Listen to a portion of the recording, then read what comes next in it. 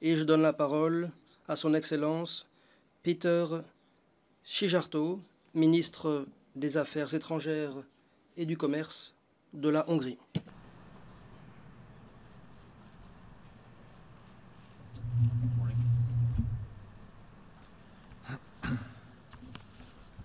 Thank you, Chair. Merci, Monsieur le Président. Excellences, chers collègues, j'ai grand plaisir à m'adresser à cette réunion éminente à l'occasion du 70e anniversaire de l'ONU. Il y a 70 ans, les Nations unies avaient été créées afin de promouvoir la coopération entre leurs États membres et afin de créer et d'instaurer la paix et la sécurité internationale. Aujourd'hui est une bonne occasion pour se féliciter. Et pourtant, 70 ans après la fondation de l'organisation, nous nous retrouvons et en étant francs les uns avec les autres. Il est évident, soyons francs, qu'il n'y a aucune raison d'être vraiment satisfait et il n'y a aucune véritable raison de faire la fête, car à l'occasion du 70e anniversaire de l'ONU, il n'est pas exagéré de dire que l'Europe, d'où je viens, l'Europe donc, n'a pas fait face sérieusement à ces défis. Et il ne le fait pas mieux maintenant qu'après la conclusion de la Deuxième Guerre mondiale. Il faut placer les choses dans un contexte mondial. Nous pouvons dire que le monde n'avait pas à faire face à tant de difficultés en même temps. Jamais auparavant, le monde a dû le faire depuis la conclusion de la Deuxième Guerre mondiale. Depuis 5 ans, nous avons connu 15 guerres et conflits armés qui ont débuté ou qui ont été renouvelés. Aujourd'hui, l'Europe doit faire face également à une guerre. Il y a environ 2 ans, nous n'aurions pas pu penser que l'Europe devrait à nouveau faire face à une guerre au XXIe siècle. Mais aujourd'hui, c'est bel et bien le cas.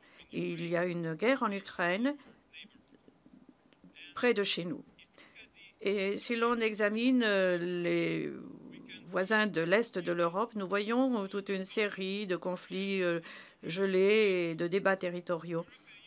L'Union européenne a un partenariat oriental. Elle permet de coopérer avec 6 anciennes républiques soviétiques sous la perspective européenne.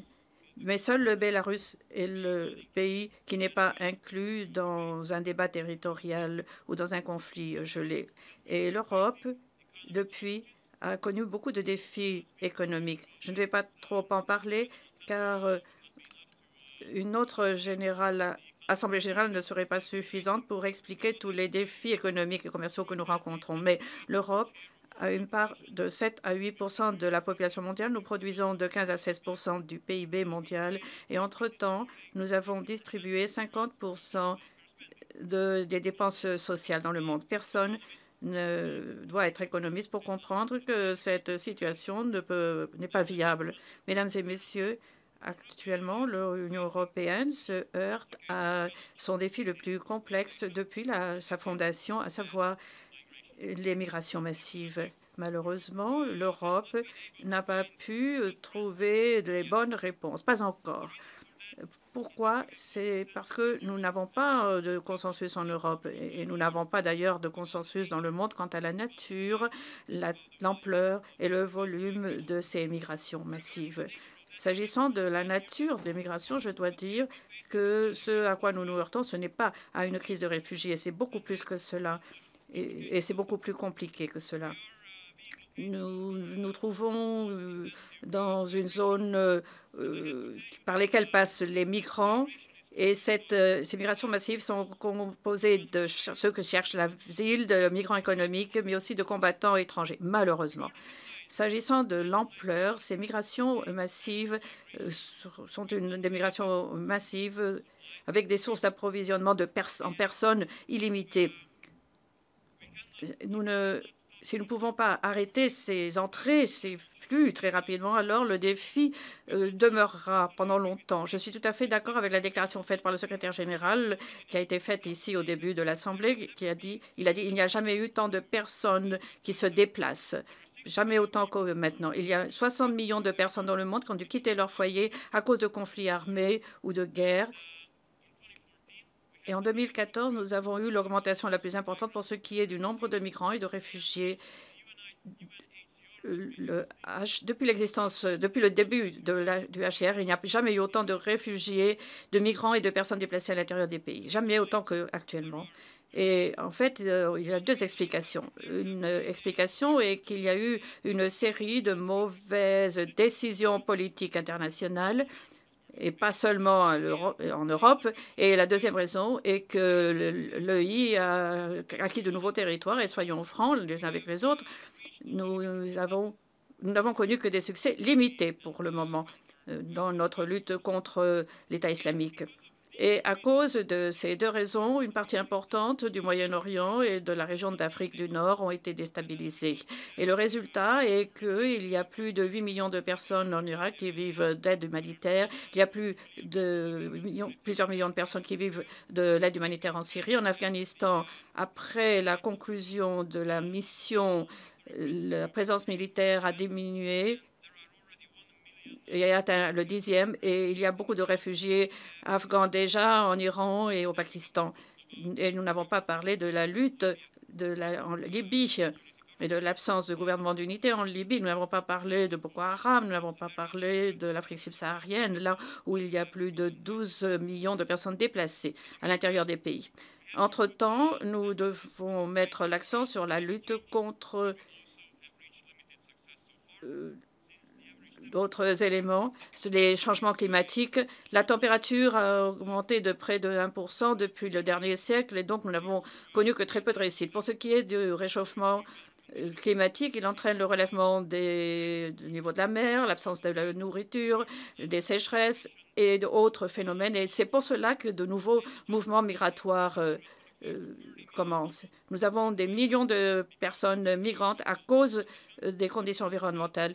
Et on prévoit que d'ici 2015, il pourrait y avoir près de 100 millions de personnes déplacées pour ces raisons. Alors, une région déstabilisée au Moyen-Orient et en Afrique du Nord, 15 nouveaux conflits armés, guerre depuis 5 ans et un succès limité pour ce qui est des changements climatiques et dans la lutte et dans nos différentes luttes. Il est évident que pour ces raisons, les migrations massives ont commencé au niveau mondial. Mais c'est là le mot le plus important au niveau mondialement. C'est un défi donc de portée mondiale.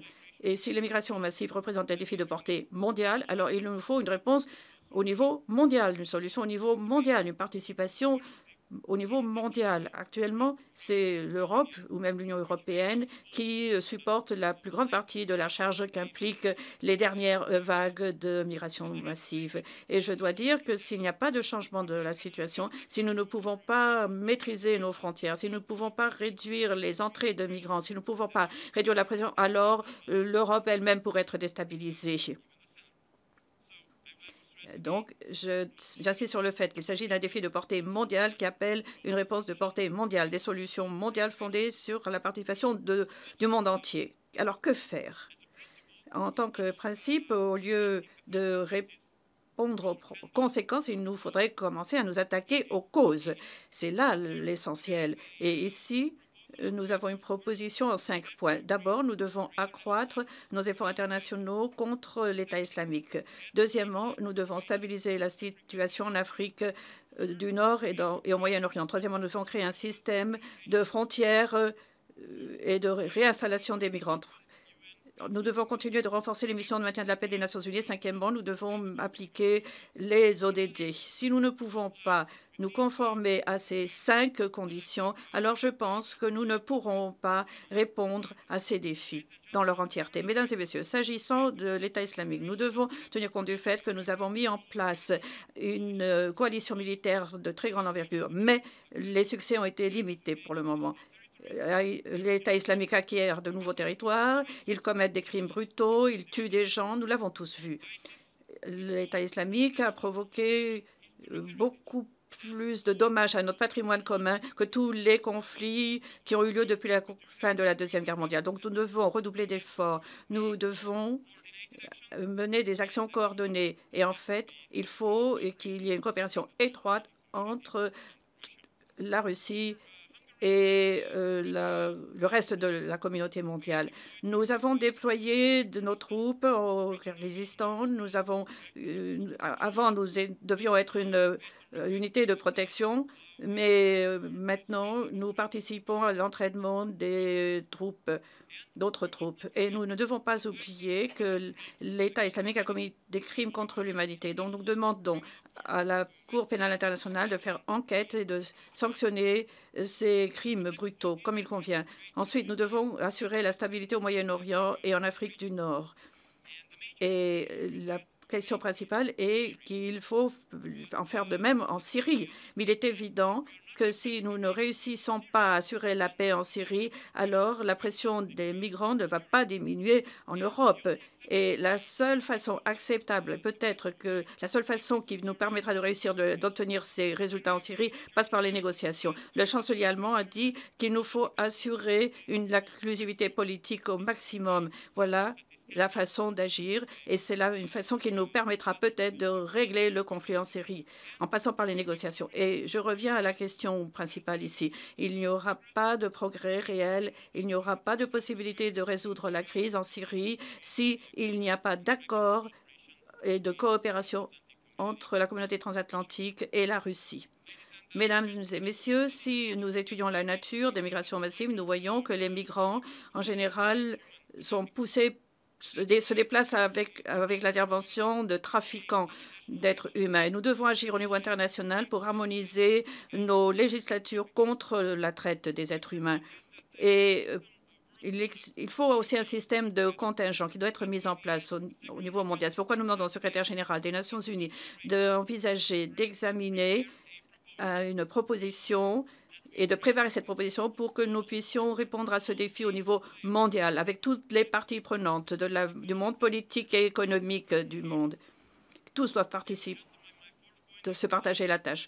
Ensuite, je pense que nous devons maintenir déployer de nouveaux efforts pour ce qui est des missions de maintien de la paix des Nations unies. Si nous réussissons dans nos missions de maintien de la paix et si nous pouvons instaurer la paix dans des parties instables du monde, alors nous pouvons avoir un espoir. Nous pouvons espérer traiter avec succès la crise des migrations. Les troupes hongroises ont participé à une mission en Chypre, au Sahara occidental, et nous soutenons ces missions. Et nous demandons aux Nations unies de redoubler d'efforts à cet égard. Mais, chers collègues, tant que nous n'aurons pas trouvé des solutions à long terme, nous, Européens, devrons prendre des mesures effectives afin de ne pas devenir instables à cause de ces pressions.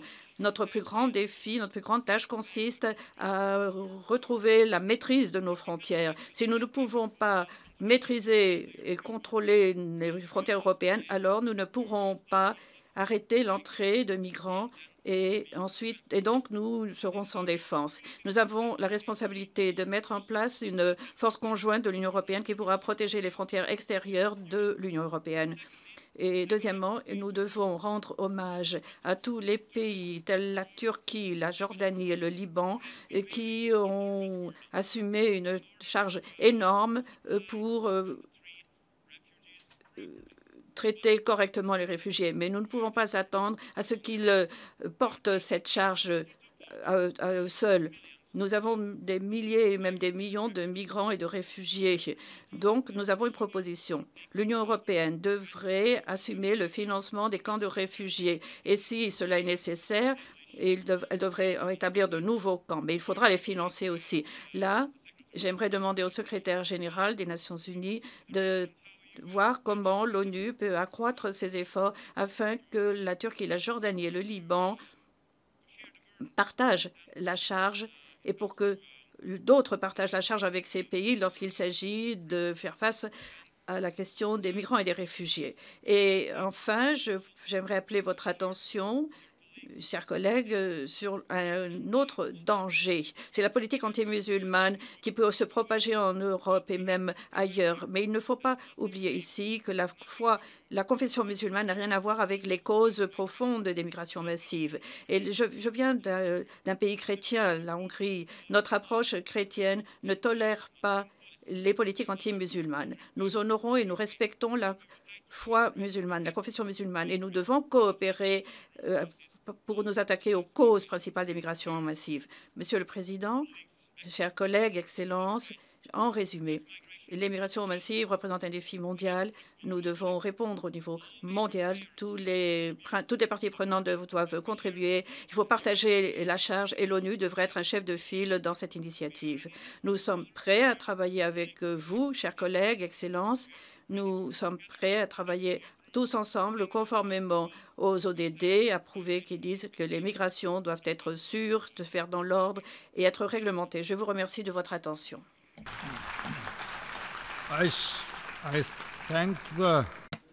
Je remercie le ministre des Affaires étrangères.